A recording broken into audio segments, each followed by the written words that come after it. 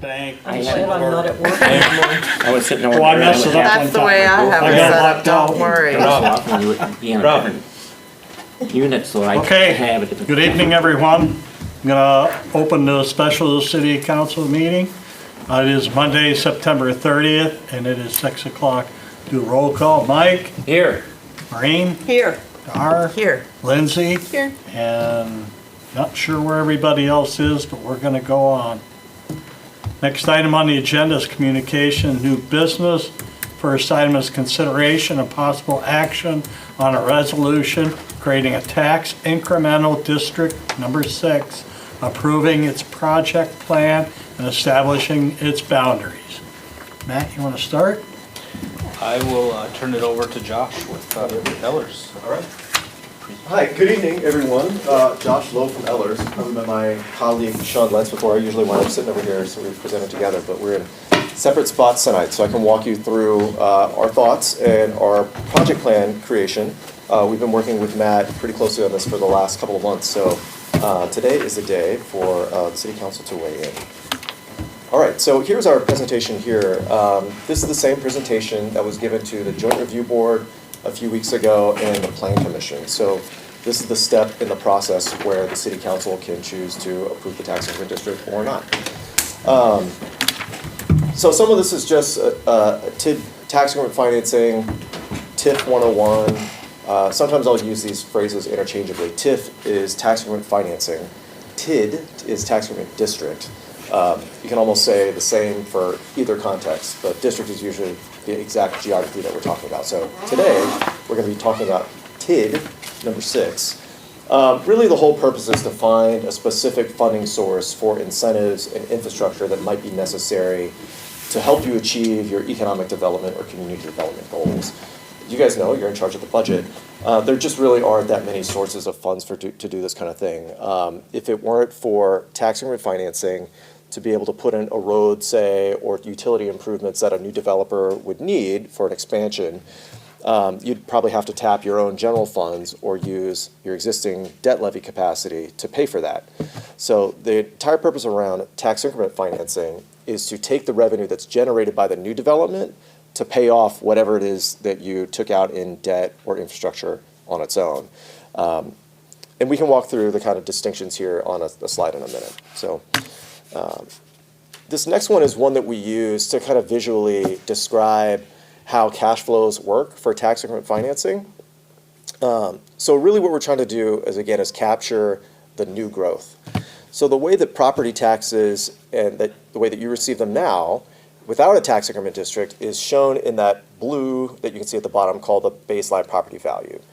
So even before a district is created, even if a parcel is completely vacant, it's probably giving off some property tax to the taxing jurisdictions. So the city, the tech college, the county, and the school district all get a share of whatever property taxes are currently being generated.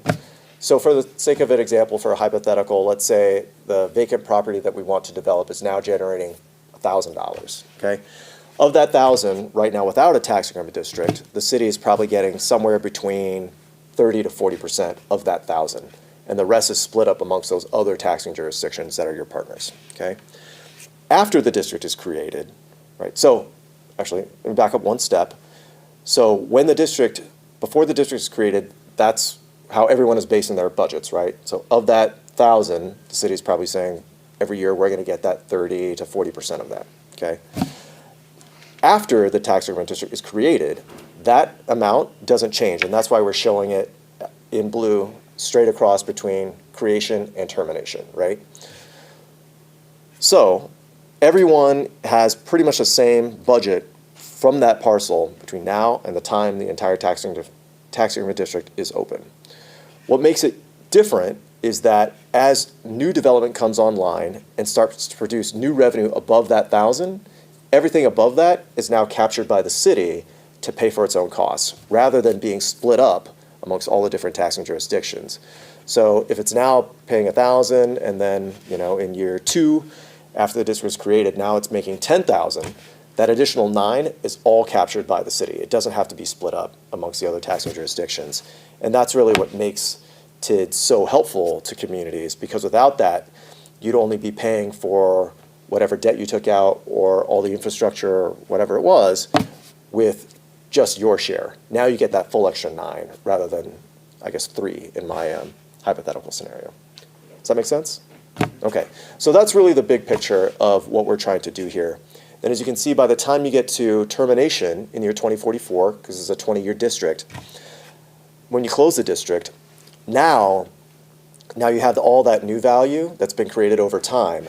Now it goes back to being split amongst all the taxing jurisdictions. So even if it was only an additional 9,000 that got created, so now after year 20, now everyone gets their same proportion, but now over the full 10. So now the tech college, the county, and the school are all better off because we've had 20 years worth of growth. So now everyone is getting the tax rate, but based on that new, much larger tax value than just the 1,000 that we had beforehand. Okay. Yeah, absolutely. So in the meantime, now the other entities are not gaining anything until, for 20 years. That's right. They're not gaining anything. So, I thought there was some fill-in behind that no. from the state. There isn't? There can be sometimes, right. So that's Oh. kind of the nuance of how this works out. Particularly that's true for the school district. So since their mill rate is kind of held constant, and the way that they do their budgets, there's a lot of state sharing of revenues and things like that to make them whole over those things over time. The tech college it's almost a blip in their budget anyway. You could almost say the same thing is true for the county because they're just such a much larger entity. Like whatever happens with any single specific district doesn't really make too much of an impact for them. But your point is definitely true for the school district. They're the ones who are made whole by the state. Okay. Yeah. But so kind of where your question was going, you basically hold that line for 20 years. That 1,000 doesn't change at all, and that's the way it's done in Wisconsin. So the trade-off that they make and what the joint review boards make is to really say, does this long-term plan work out for us? And really the bet that they're trying to say is that we do think that the payoffs in the long term are worth giving up the potential growth that is going to happen to the base in the near term being 20 years in this case. And that's important because I actually forgot to mention that bottom line that it says there, the but-for test. This is probably the most critical thing about tax increment financing because what we're saying is but for or without the tax increment financing, none of the proposed growth would happen in the manner that we're projecting or in the time frame that we're doing it. So it's true that some growth could happen, but just not as much as would happen if we didn't use this tool. And certainly think about it from the case from a lot of municipalities. If we didn't have tax increment financing, and if you had to finance it with just your third, the share of the growth, it's possible that none of the improvements get done at all because that's when you're really starting to think through this is really going to increase taxes to be able to pay for it. So there are potentially a lot of communities that would forego all these opportunities entirely. Okay, thank you. Yeah, absolutely. Okay, so now that we've kind of talked about TIF at a high level, and feel free to interrupt me at any time. You know, we don't have too many audience members here, so it can be very interactive as much as you like.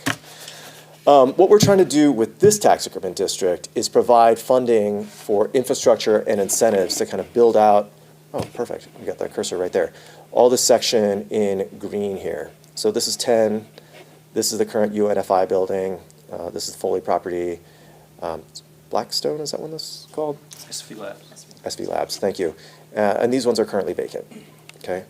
So this is a pretty traditional TID in the fact that we've got some open parcels here that are viable for the future. Some of these here might be doing additional expansions in the future. So we want to be able to capture all that in for the time being. Tax increment financing and these project plans are really like a toolkit. You can think of it that way. Like the project plan is really, you know, like when I bought my house, my parents gave me, you know, a toolkit full of hammers and saws, and I got a new drill, all that kind of thing, because I might be doing some projects in the future. And with the tools that we have, it allows me to do them as they come on board. So that's kind of the way that I think about it. We're giving you the ability to potentially spend money on infrastructure and incentives in this area to promote economic development, job creation, and expand your tax base. Okay. The specific type of district, this is a mixed-use district. There are three main types, or actually I would say two that we usually use, and this is mixed use. That's helpful in this case because we already have large industrial users down here. And all of this area is zoned for mixed industrial commercial. So it's the textbook definition. The way that the state defines a mixed-use district is that at least 50% of the total area of the district needs to be two of the three main land use categories, so industrial, commercial, and residential. So in this case, you've already got everything is suitable for industrial commercial. So this totally meets the legal definition that the state looks for a mixed-use district. Okay. Any questions of the boundary or what we chose to include or not? Great. All right, anticipated projects. This one is a bit tricky to see. So let's, all right, there we go. You can zoom in on that a little bit. That's the geography of, maybe this side is the better side to focus on first. You can see it in text, and then we'll zoom in. Okay, there we go. The anticipated projects that we're looking for are, number one, streets and infrastructure. For all this area out here that's currently vacant, we're going to need to put some roads in here so people can have connectivity through the highways and be able to build on it now. Streets and infrastructure and utilities are probably the most common TID eligible expense that we see in almost all of our districts. Over there on the left, we have various water uses, new municipal well, turn lanes on the highway, site grading. I'll just let you go ahead and look at that rather than just reading everything that's on the screen.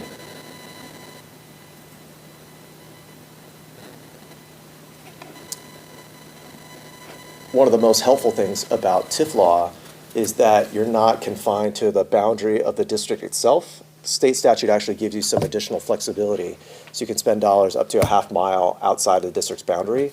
So that's great. Up to the north, it's town property. But so everything you see here in green underneath, the hard lines are the boundary itself, but that means this softer green out here, anything that's within the city limits, you can spend projects on too. Usually what we try and do is be fairly comprehensive when we're putting a project plan together, but also think big picture, because we certainly want to have some costs that can build out the site itself, but it's nice to have that future flexibility to know that if you need to add projects in the future, you can do it in some of this space too. Very helpful, particularly as you get towards the end of the life of the tax increment districts, and if these wind up being very successful, and you've already done everything in the district to make it successful, then you can start looking at what are some other opportunities to plan for additional streets and still use this very powerful tool of tax increment financing so you don't have to do additional debt with just your own limited capacity. So that's something that we usually find in a lot of communities, Prescott especially, by the time you get to the end of a life of a tax increment district, how to really maximize it as much as you can, and the half-mile exception is certainly one of those main tools. So we can scroll in on this. Probably even shows it better in your packet, but we've got the icons that are numbered there, which correspond to some of these projects here. And then quite a few of them, we don't have exact geographies where they're going to be, like, for example, the electric, gas, telephone, and street lighting could be anywhere in the district. That's another nice flexibility. The state doesn't say, in the year 2024, your street has to be exactly in the spot. This is really just to give you a big picture of what we'd be trying to accomplish.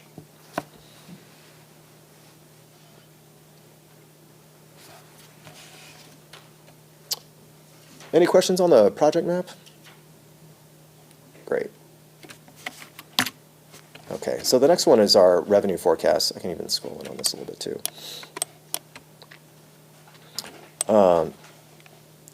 So here we are in 2024.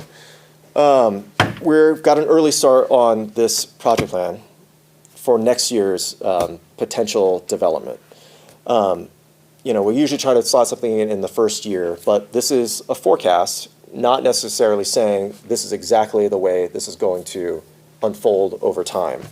We're really trying to keep this big picture, but the nice thing is we do have a large district that we're looking at with a lot of new potential for development. With as much acreage as we're talking about, we're kind of looking at a phase-in approach of some larger chunks over time.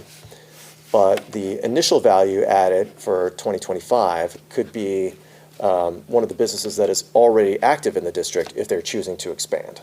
Right? So that's what this first $2 million bit of new value comes in at.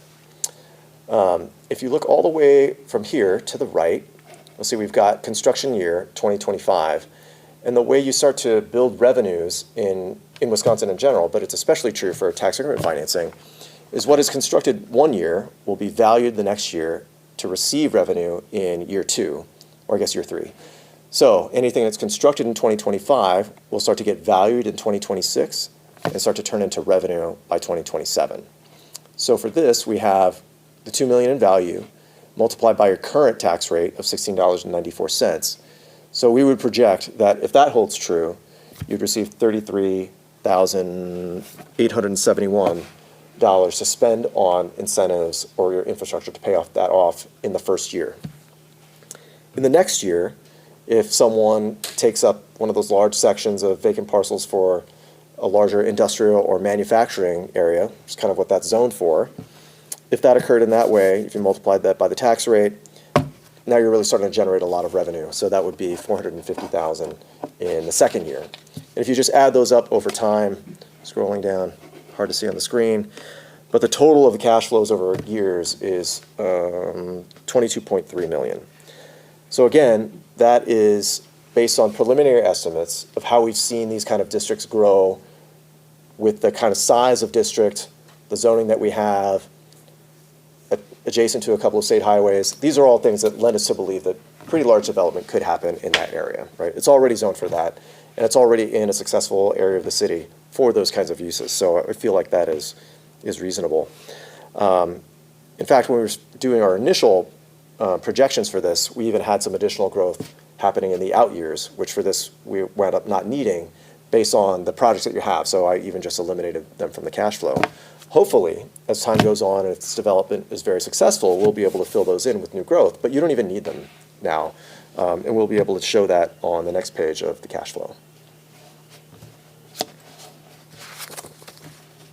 Any other questions here? This is like the first building block, but that will be summed up in the cash flow on the next page. Okay. All right, so I'm definitely going to zoom in on this one because it's hard to read. Feel free, if you need me to zoom in on like any specific section, let me know because it's hard to see. But this is really the main focal point of tax increment district project plan. We want to marry up the revenues, which we just shared on the previous page, with our expenses now that we have them. So I talked about the project costs at a higher level, but this is really where we put the pen to paper to make sure that this is viable. So over here on the left, you've got the projected revenues, and this is borrowed directly from the previous page. And then when we have in the middle here is my attempt to kind of bucket some of those costs together in ways that made sense from the projects and to issue debt against those for those projects. So not each project has its own piece of debt associated with it. So the streets and infrastructure were brought together with one of the other projects, all to be done in 2026. And that would be, some of the streets and infrastructure, turn lanes, and some of those other kind of projects, wanted to bring them all together in a single financing so you don't have to spend additional financing costs for each certain project. As development comes through, frequently it'll be, you need to do, these three to build out one set of development, then another set of projects for phase 2, and that's kind of what we're showing here with projected borrowings in 2026, 2030, and 2032 to make those projects that I talked about a few slides ago come online. So we don't have to finance all of them at once based on the developments that we see. It'll probably be in bits and pieces. Importantly, probably the fourth bullet there is what I would say is the most important one to really describe right now. Like I mentioned, my analogy of my toolbox that my parents gave me, they didn't say you have to do all these improvements like today when you buy your house. They'll all come online and are all potentially be authorized by the city council when they actually need them. So even if we do a project plan today, that does not commit you to doing a debt issuance in 2026 to finance those. We'll bring it back to council for you to hear, just like we have for every other project that we've done. They'll all sit with your own authorizations when you're going to implement them. I find that frequently a misnomer when I come to these kinds of meetings is people feeling like, they're just set on a path that all this is going to happen. And realistically, none of the debt or expenses need to happen until you're ready to actually put them into the ground, and you've negotiated with a developer that says, this is what we need, and this is what we're telling you, and committing to build in value to make sure that it pencils out in a separate cash flow. So I think that that's a really important takeaway to this, okay? So we've got various infrastructure that are being paid for by the debt issuances, a few other projects that we're going to be able to finance likely with cash, and then development incentives that might come into play as they're required in time. If you can see, actually, I'm going to zoom in on this section right here. Okay, so on the left-hand side of your sheet, you've got revenues and then expenses taking up each one of these lines. And I'm going to focus on this balances section right here. This is important to know because right here you're showing some minor costs that need to be taken on at the outset to just start a district. But then quickly over time, you're starting to turn it positive. And as you get a few years in, you've really built up some pretty significant cash balances here. And the most important thing is this column here called a cumulative balance, which is kind of thought of like the savings account for a tax increment district.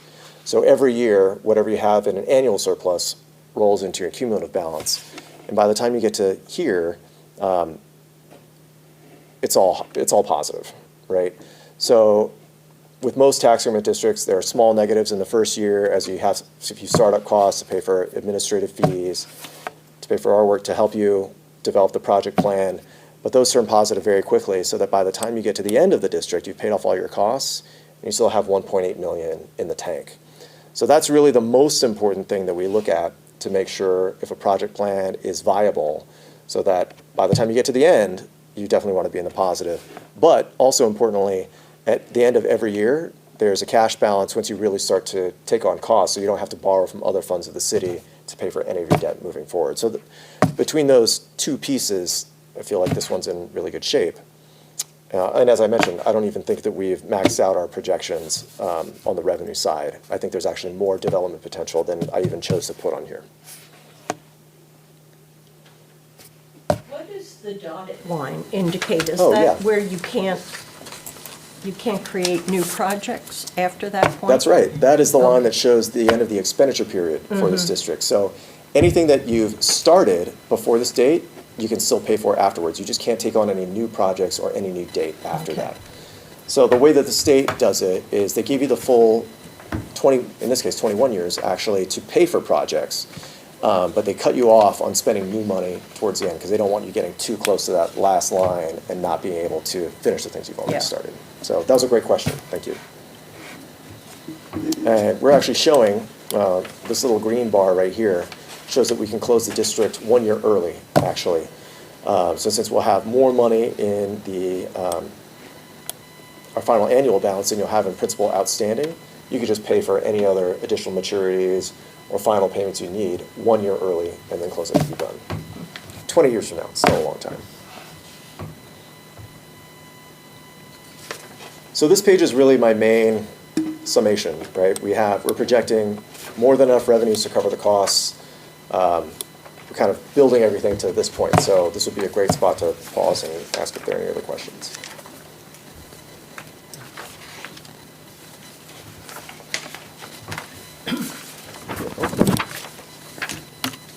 Okay, great, here we are. Timeline. The first two steps are taken care of through today. So September 11th, a couple weeks ago, as I mentioned, this is the first time the Joint Review Board got together. So based on state law, since they're the ones who are really putting their property tax dollars on the line for this, that's really an informational meeting. We just give them the project plan. We have the same presentation so we could all be on the same page. I think the intention with that is for them to be able to spend the next couple of weeks thinking about it. They go back to headquarters, talk about it, and see if it makes sense for them. After that, we had the Plan Commission. I wasn't there for the question and answer, but really the goal is out of that meeting is to make sure that the map itself is something that you're comfortable with, fits with your current zoning and the future plans for the city. Really thinking about the land use angle. That's why we have Plan Commissions. So that got forwarded as a resolution recommending approval to this body. So that's where we are today. And also at that first meeting of the Joint Review Board, they planned for their second meeting, and that will be next week.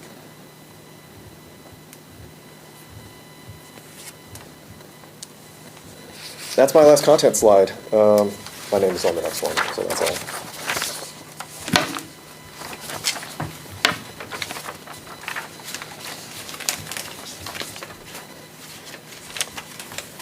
Do you have any other questions or anything? Thank you very much. All right, no problem. I think it looks really good. Yeah, it does. Yeah, it does look good. You know, and fortunately, we were able to do this. If we had waited any longer, then we probably would have missed the window of opportunity. Today is literally the last day that TID will be created in 2024. If not, we would have to wait until next year. Yeah.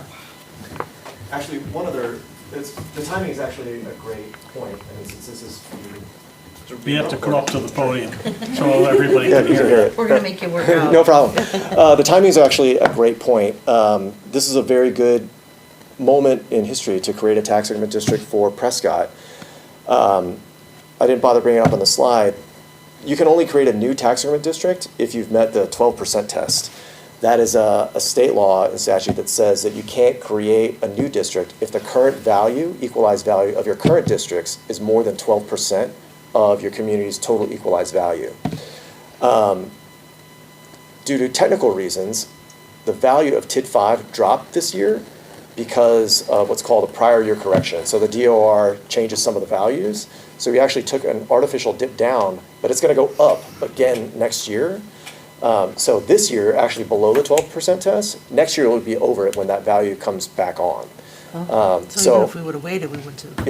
If we did the same district this time next year, you would be in violation of that, and we wouldn't be able to do it at all. So that's one great reason. Another one is, and this is a long-term benefit that you're going to get. This is the last year to receive benefits under the current levy limit laws. Last year, there was a change called Act 12, which is a big deal in my business for communities, because if you create the tax increment district next year, the benefits you get to closing a district will be lower. Granted, that benefit isn't even going to be realized for another 19 years, but when that happens, you won't be able to raise your levy to the same extent that you will if we closed it this year. Because the legislation put September 30th as the cutoff date for any new districts to be created under the old rules. The old rules are much more beneficial for cities once they close the district. Wonder why they did that. They have lots of various lobbies that are going in different You directions. got lawyers, so. you gotta get paid. So this fits in with a lot of the other thinking around levy limits in general, because there are some folks at the state legislature who want to be able to put more restrictions on cities' ability to raise their levy. So under the way that the rules work out now, you can basically take half of the increment value from your old district and divide it by your equalized value to increase your levy by a certain percentage. That certain percentage is going to be decreased under the new rules. So it's just like another handcuff that cities are forced to live in under the levy limit restrictions that we already have. So for the most part, cities have to raise their levy just by net new construction every year, and TID closures, and a few other minor actions, but it's mostly net new construction. So for the most part, communities love it when tax increment districts close, because you can either issue new projects to stay under the same tax rate, or keep your spending the same and reduce your tax rates, right? Because you're so capped in by levy limits, you don't have those annual ability to pay for new operating costs. So it must have been someone's idea to kind of bring TIF even more under control than they already are, to reduce the benefits on the levy limit side, to even take away more flexibility in the future. So that's my perspective as a municipal advisor. Okay, thanks.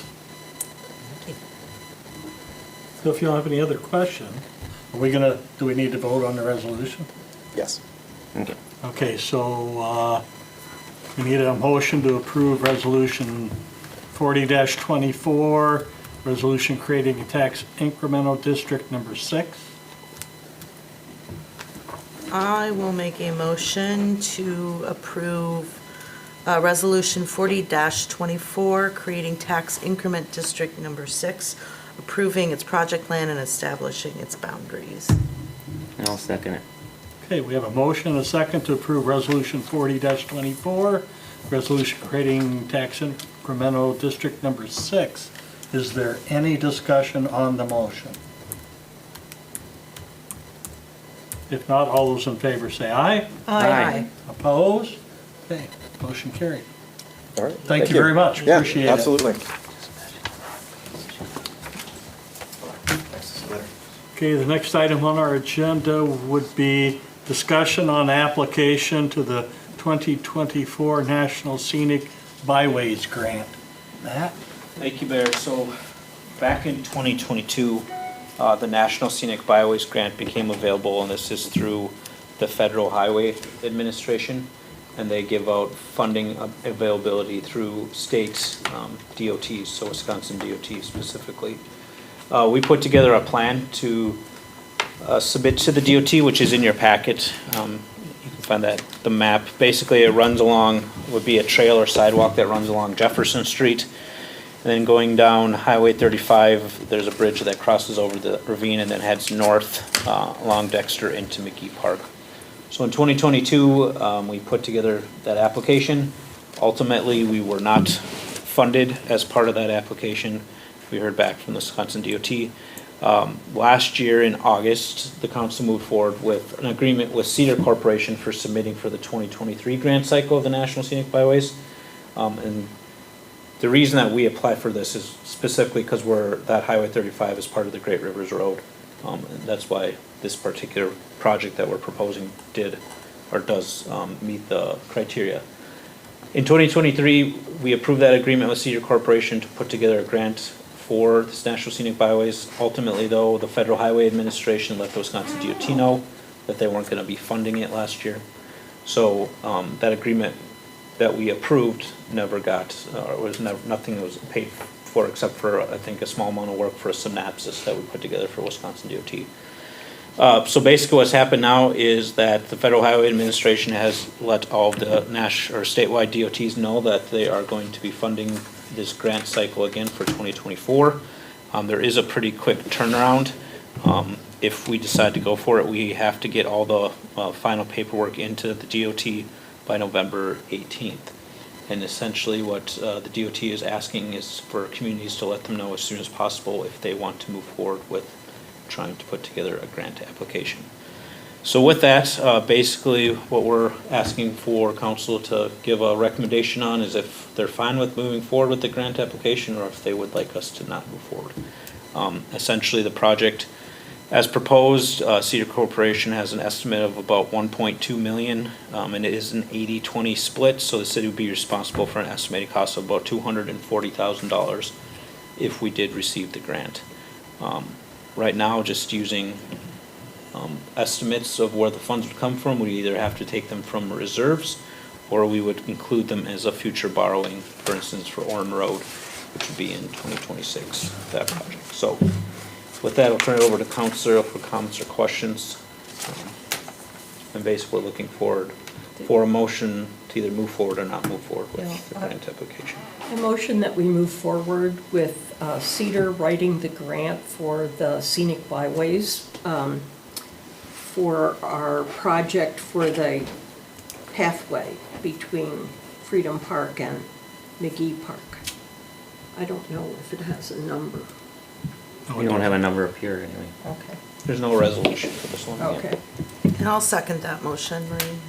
So we have a motion, a second, for confirmation of client services and Cedar Corps to apply for the National Scenic Byways Grant. Is there any discussion on the motion? Well, just one. Now, as the sidewalk goes across, we know, are they gonna put a bridge in the backside of the bridge there, or are they gonna try to do something in front of it? It's more of a bridge in the backside, isn't it?